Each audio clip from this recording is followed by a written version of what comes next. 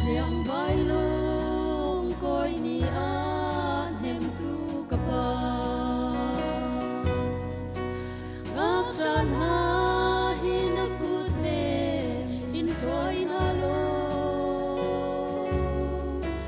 nu le pa an ngai chana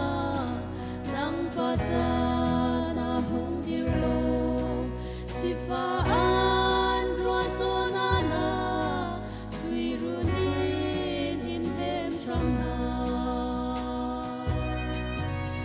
Zum tu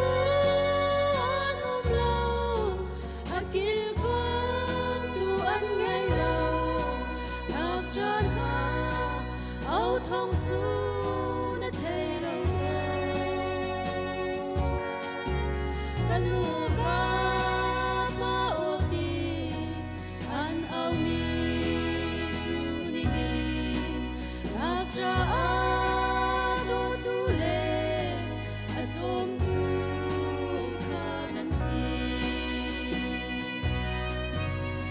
Zum tu anum lo akil kon tu an ngai lo ngak tran ha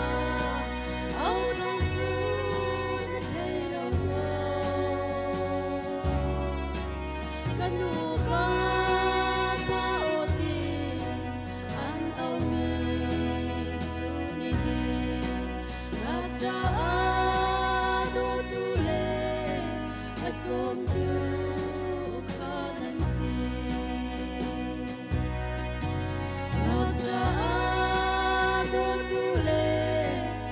zum